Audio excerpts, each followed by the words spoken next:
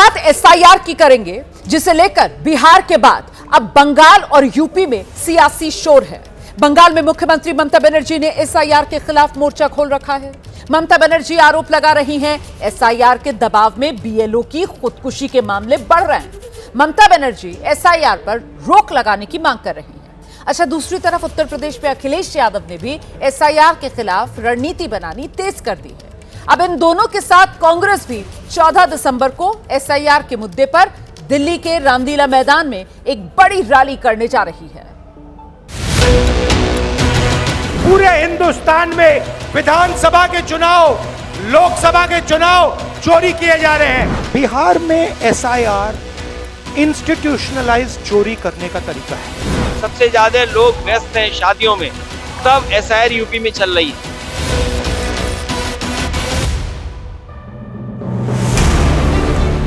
बिहार के बाद विपक्ष की एसआईआर वाली बयार अब बंगाल और यूपी की तरफ बहने लगी है।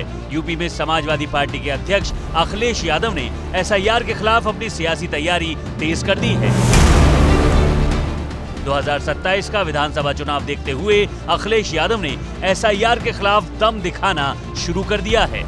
शनिवार को अखिलेश यादव ने पीडीए प्रहरी को लेकर पार्टी का गाना लॉन्च किया। चल रहा एसआईआर का दौर है, छूटे ना वोटर कोई करना ये गौर है। पीडीए प्रहरी ने थामी जो कमान है, यही तो है विजन इंडिया, यही अरमान है। जनतंत्र की रक्षा का इससे ही सम्मान है। अखिलेश की आवाज में अब नई उम्मीद है। एसआईआर के खिलाफ समाजवादी पार्टी ने पीडीए प्रहरी दल तैयार किया है। इसके तहत समाजवादी पार्टी के कार्यकर्ताओं की टीम ग्राउंड पर उतरेगी और एसआईआर का फॉर्म भरवाने में मतदाताओं की मदद करेगी।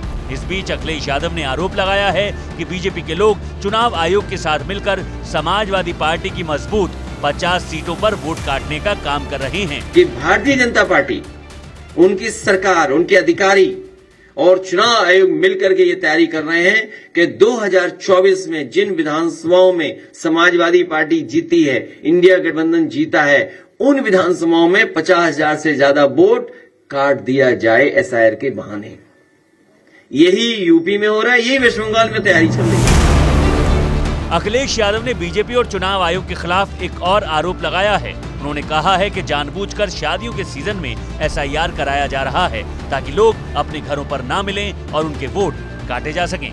देखिए कितनी सूझबूझ वाली बीजेपी पार्टी है जो चुनाव आयोग से मिली हुई है कि जिस समय सबसे ज्यादा शादियां हैं, सबसे ज्यादा लोग व्यस्त हैं शादियों में, तब एसआईआर यूपी में चल रही है।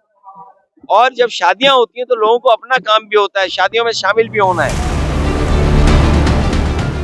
एसआईआर को लेकर अखिलेश यादव ने बीएलओ की आत्महत्या वाले मुद्दे पर भी अपनी बात रखी। अखिलेश यादव ने बंगाल की मुख्यमंत्री ममता बनर्जी के दावों का समर्थन करते हुए कहा कि बीएलओ पर एसआईआर कराने का प्रेशर है। बीएलओ आ भी नहीं रहे हैं और बीएलओ पे दबाव भी बहुत है। कई जगह बीएलओ ढूंढो तो मिल नहीं रहे हैं। गाँव में बड़ी समस्या हो रही है एसआईआर। बीएलओ आ ही नहीं रहे, ढूंढने में मिल नहीं रहे हैं और कईयों पे दबाव बनाया जिससे जान जा रही है। श्री अखिलेश यादव लगातार कहते थे हमने अवध जीता है और मगध जीतेंगे। अब मैं उनको बता रहा हूँ, मगध हम जीत चुके हैं, अवध हम 2027 में जीतेंगे और श्री अखिलेश यादव जी और उनकी पार्टी को सैफई, जो उनका मूल निवास स्थान है, वहां पर भेजेंगे। इधर मुख्यमंत्री ममता बनर्जी 25 नवंबर को एसआईआर के खिलाफ बनगांव में रैली करने जा रही हैं। इसके अलावा वो बीएलओ की खुदकुशी के मुद्दे पर भी बीजेपी सरकार को लगातार घेर रही हैं, क्योंकि बीएलओ की खुदकुशी के मामले बढ़ते जा रहे हैं। बंगाल के कृष्णानगर इलाके में 51 साल की बीएलओ रिंकू तरफदार ने घर में फांसी लगाकर खुदकुशी कर ली। रिंकू तरफदार के शव के पास से एक सुसाइड नोट भी मिला है, जिसमें चुनाव आयोग को खुदकुशी के लिए जिम्मेदार ठहराया गया है। टीएमसी ने एक पोस्ट भी किया है, लिखा है कि सरकार की तरफ से जबरन थोपी गई एसआईआर प्रक्रिया के भयानक दबाव में बीएलओ समेत 34 से ज्यादा लोगों की जान चली गई है। Common genuine Indian voters, citizens, they are committing suicide. दूसरे तरफ BLO, वो लोग सुसाइड कर रहे हैं और भाजपा यहां पर जो स्टेटमेंट कर रहा है, ये मौत का ऊपर, उनका फैमिली का ऊपर वो इंसल्ट कर रहा है। अगर मैं साफ साफ कहना चाहता हूं, अगर बंगाल में एसआईआर लागू हो गया, आसाम में एसआईआर लागू हो गया, आप समझ लीजिए वहां भी सरकार भाजपा की बनना तय है। तो एक बहुत बड़ा गेम भाजपा ने रचा है। इधर बीजेपी पलटवार कर रही है कि संवैधानिक प्रक्रिया के तहत हो रहे एसआईआर से ममता बनर्जी डरी हुई हैं। पश्चिम बंगाल की जनता उन्हें नकार रही है और सरकार भारतीय जनता पार्टी की बनेगी। ममता बनर्जी की पूरी राजनीति सांप्रदायिक और घुसपैठियों के वोट पे आधारित है कि घुसपैठिए वापस अपने देश की तरफ लौट रहे हैं। तब भारतीय खुश थे, लेकिन ममता बनर्जी आंखों में नमी लिए दुख, चिंतित और बड़ी व्यथित दिखाई दी। फिलहाल एसआईआर के खिलाफ विपक्ष के तेवर देखकर लगता है कि यह मुद्दा 1 दिसंबर से शुरू हो रहे शीत सत्र में भी गरमाएगा। इसके साथ साथ बंगाल, यूपी से लेकर दिल्ली तक सियासी गलियारों का तापमान बढ़ाएगा।